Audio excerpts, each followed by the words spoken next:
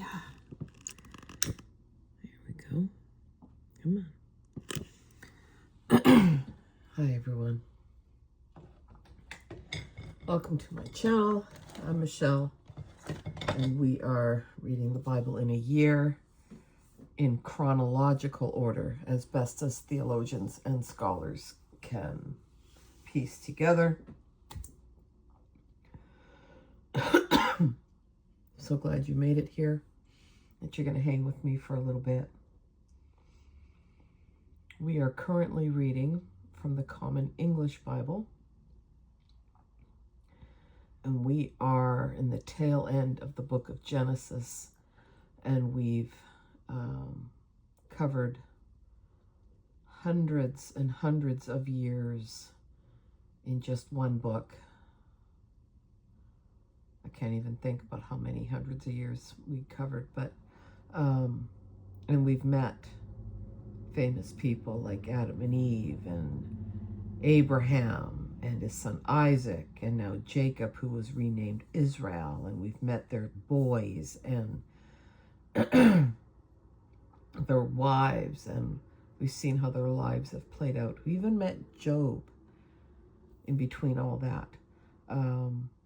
And we are going to be finishing up Genesis today.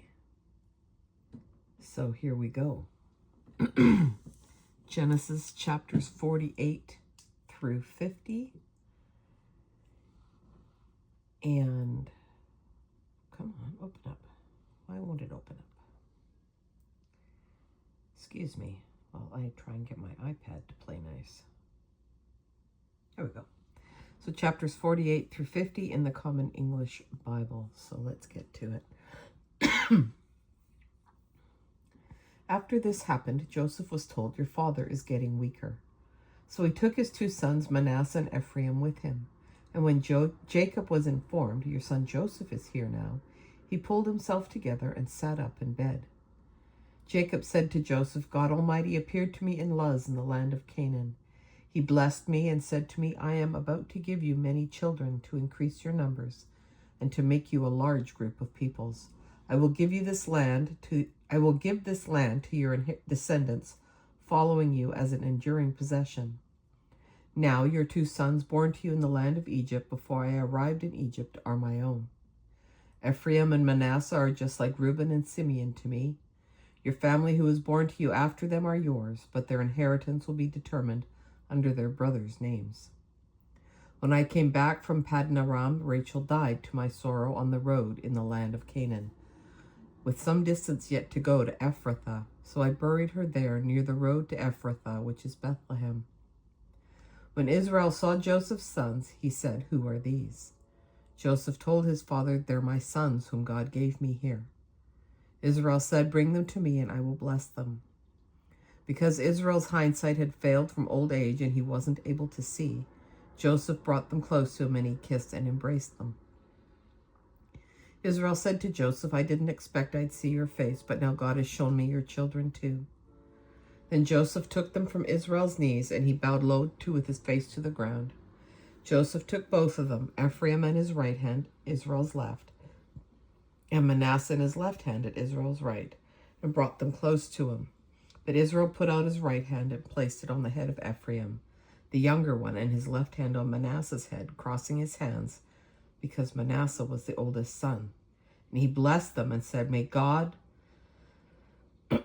God before whom my fathers Abraham and Isaac walked, may the God who was my shepherd from beginning until this day, may the divine messenger who protected me from all harm bless the young men.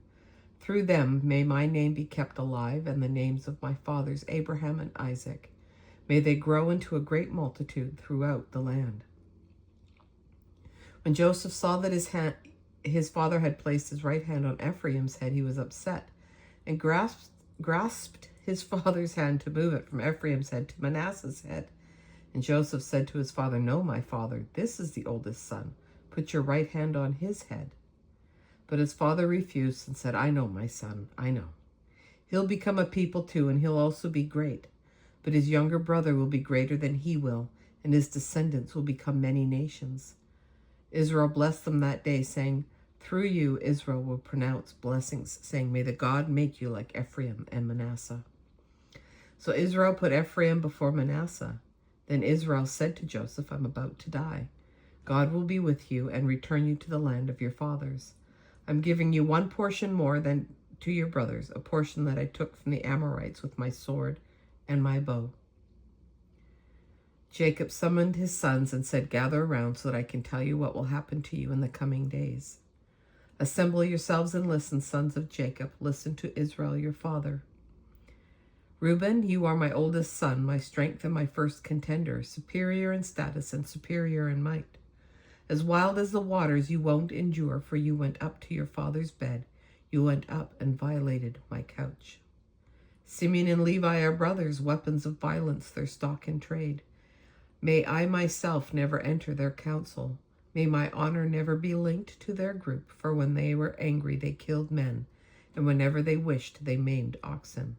Cursed be their anger, it is violent, their rage, it is relentless. I'll divide them up within Jacob and disperse them within Israel. Judah, you are the one your brothers will honor. Your hand will be on the neck of your enemies. Your father's sons will bow down to you. Judah is a lion's cub from the prey, my son, you rise up. He lies down and crouches like a lioness who dares disturb him. The scepter won't depart from Judah, nor the ruler's staff from among his banners. Gifts will be brought to him, people will obey him. He ties his male donkey to the vine, the colt of his female donkey to the vine's branches. He washes his clothes in wine, his garments in the blood of grapes. His eyes are darker than wine, and his teeth whiter than milk. Zebulun will live at the seashore, he'll live at the harbor of ships, his border will be at Sidon. Issachar is a sturdy donkey, bedding down beside the village hearths. He saw that a resting place was good and that the land was pleasant. He lowered his shoulder to haul loads and joined the work gangs. Dan will settle disputes for his people as one of Israel's tribes. Dan will be a snake on the road, a serpent on the path, biting a horse's heels so its rider falls backward. I long for your victory, Lord. Gad will be attacked by attackers, but he'll attack their back. Asher grows fine foods, and he'll supply the king's delicacies. Naphtali is a wild doe that gives birth to beautiful fawns. And Joseph is a young bull by a spring who strides with oxen. They attack him fiercely and fired arrows. The archers attacked him furiously. But his bow stayed strong and his forearms were nimble. By the hands of the strong one of Jacob, by the name of the shepherd, the rock of Israel. By God your Father who supports you, by the Almighty who blesses you with blessings from the skies above and blessings from the deep sea below, blessings from breasts and womb. The blessings of your Father exceed the blessings of the eternal mountains, the wealth of the everlasting hills. May they all rest on Joseph's head, on the forehead of the one set apart from his brothers. Benjamin is a wolf who hunts. In the morning he devours the prey, and in the evening he divides the plunder. These are the 12 tribes of Israel, and this is what their father said to them. He blessed them by giving each man his own particular blessing. Jacob ordered them, I am soon to join my people. Bury me with my ancestors in the cave that's in the field of Ephron the Hittite, in the cave that's in the field of Machpelah near Mamre, in the land of Canaan that Abraham bought from Ephron the Hittite as a burial property. That is where Abraham and his wife Sarah are buried, and where Isaac and his wife Rebekah are buried, and where I buried Leah. It is the field and the cave in it that belong to the Hittites. After he finished giving orders to his sons, he put his feet upon the bed, took his last breath, and joined his people. Joseph fell across his father's body, wept over him, and kissed him. Joseph then ordered the physicians in his service to embalm his father, and the physicians embalmed Israel. They mourned for him 40 days, because that is the period required for embalming. Then the Egyptians mourned for him 70 days. After the period of mourning had passed, Joseph spoke to Pharaoh's household. If you approve my request, give Pharaoh this message. My father made me promise, telling me I'm about to die. You must bury me in the tomb I dug for myself in the land of Canaan. Now let me leave and let me bury my father, and then I will return.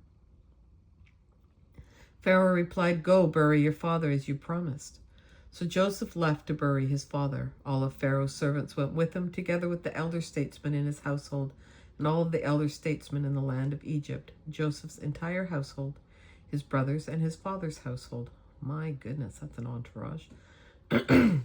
Only the children, flocks, and cattle remained in the land of Goshen. Even chariots and horsemen went with him. It was a huge collection of people. No kidding.